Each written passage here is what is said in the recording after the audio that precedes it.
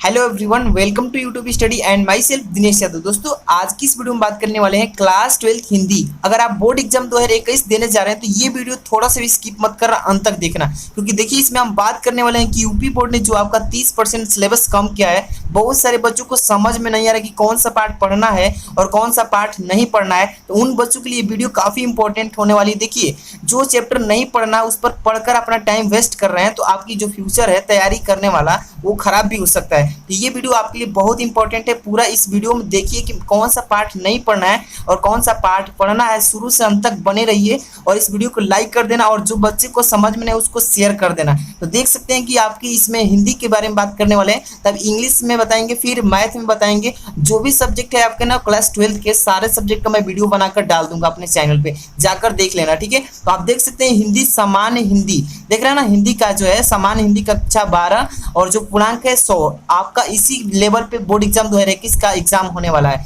आप देख सकते हैं यहाँ से मैं बात करने वाला हूँ शुरू से अंत तक, पूरा अंत तक देखते रहिएगा। लिखा है कि कोविड-19 महामारी के कारण शैक्षिक सत्र 2020-21 में समय से विद्यालयों में पठन पाठन का कार्य न हो पाने की स्थिति में समयक विचारोपरांत विषय विशेषज्ञों की समिति द्वारा निम्नवत 30% पाठ्यक्रम कम किए जाने की अनुशंसा की गई। यानी कि आप समझ सकते हैं कि 30% आपका जो सिलेबस है कम किया गया है। और कौन सा जो चैप्टर है, कौन सा चैप्टर से टॉपिक को हटाया है, सबसे टॉप में लिखा है, देख लीजिए यहाँ पे।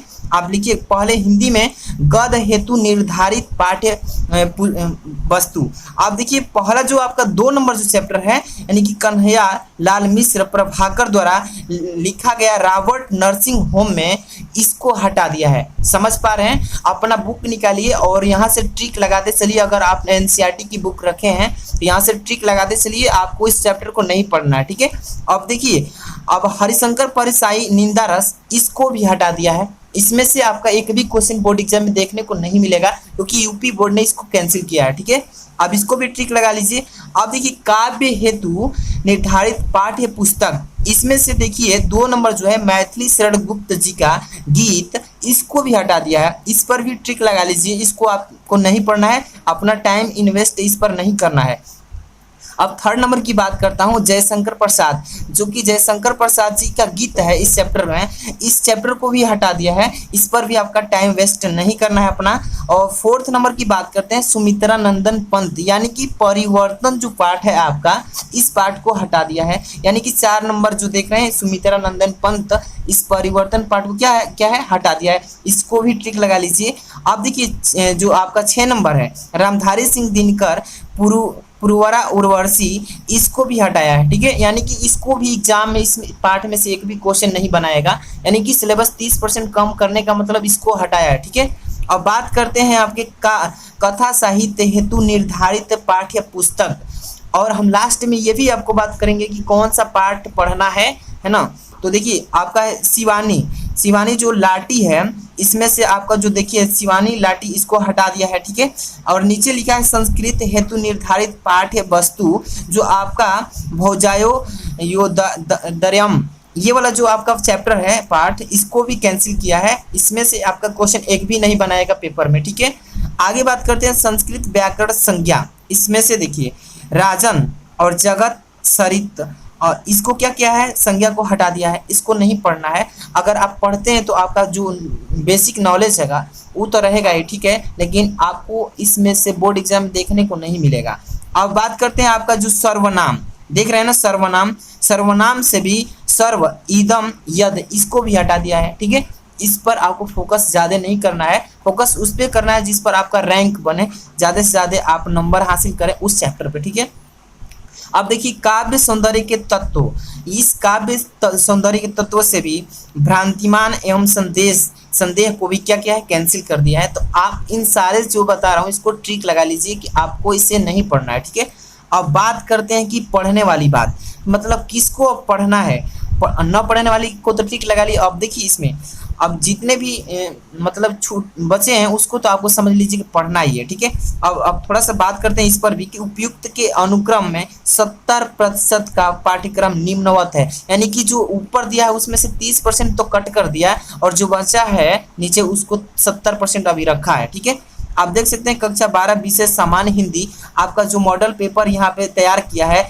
इसी नमूना के साथ आपका बोर्ड एग्जाम 2021 में पेपर होगा। ठीक है, आप बात करते हैं, देखिए फर्स्ट जो क्वेश्चन है इसमें हिंदी गद्य साहित्य का इतिहास गद्य की पाठ्य पुस्तक में दिए गए पाठों पर आधारित विभिन्न कालों के युग प्रवर्तक लेखक एवं उनकी रचनाएं, यानी कि बहुविकल्पी जो होता है ना फर्स्ट नंबर, उसमें से आएगा आपका 5 नंबर का, यानी कि 5 क्वेश्चन 5 नंबर का।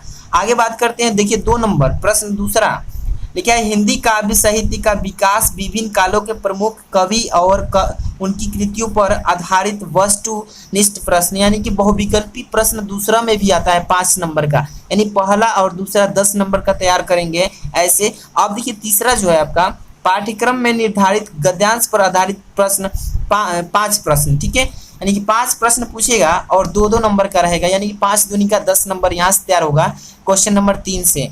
और बात कर रहे हैं क्वेश्चन नंबर 4, पाठ्यक्रम में निर्धारित पद्यांशों पर आधारित 5 प्रश्न, ये भी 2-2 नंबर का आएगा 5 प्रश्न, यानी कि 10 नंबर का ये भी हो गया, यानी 3 नंबर 4 नंबर मिलकर आप समझ सकते हैं कि 20 नंबर का इससे तैयार होगा। और चैप्टर नंबर 4 की बात कर रहे हैं तो आप देख सकते हैं 4 नंबर पाठ्यक्रम में निर्धारित पद्यांशों पर आधारित 5 प्रश्न, इसमें भी पूछेगा। ठीक है, और 5 नंबर में अब चलते हैं क्वेश्चन नंबर 5, पाठ्यक्रम में निर्धारित लेखकों का साहित्यिक परिचय एवं कृतियां, यानी कि 80 शब्द में लेखक का जीवन परिचय और उनकी कृति लिखना है। ठीक है, तो इस पर आपको कितने नंबर मिलेंगे, यानी कि 5 नंबर इस पर। और 5 का ख, इसमें कवि का मतलब जीवन परिचय उनकी कृति लिखना है, जो कि वो भी 80 शब्दों में लिखना होता है, उस पर भी 5 नंबर। समझ रहे हैं ना।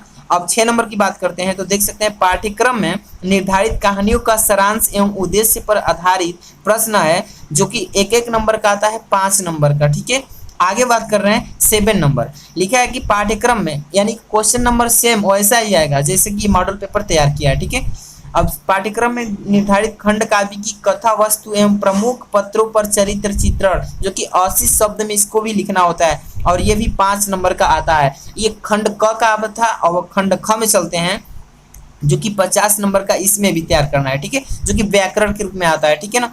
अब चलिए देखिए खंड प्रश्नोत्तर संख्या 8, पाठ्यक्रम में निर्धारित संस्कृत गद्य का संदर्भ सहित हिंदी में अनुवाद कीजिए। आपका संदर्भ देखिए दे देगा और उसका गद्य दे देगा संस्कृत में, और उसका संदर्भ लिखना होता है और उसका हिंदी में अनुवाद करना होता है, जो कि आपका 7 नंबर का आता है। ठीक है, अब बात करते हैं 8 का ख नंबर, पाठ्यक्रम में निर्धारित संस्कृत पद का संदर्भ सहित हिंदी में अनुवाद कीजिए। ये भी 7 नंबर का आता है। मतलब कि आप समझ सकते हैं कि अगर आप इसका PDF डाउनलोड करना चाहते हैं तो वहाँ इस वीडियो के डिस्क्रिप्शन में इसका PDF दे दूंगा, वहाँ से क्लास 12 के स्टूडेंट जाकर PDF को डाउनलोड करके और जैसे मैं बताया वैसे पढ़ लीजिएगा, क्योंकि आप पढ़ सकते हैं और आपको समझाने की ज़्यादा ज़रूरत नहीं है।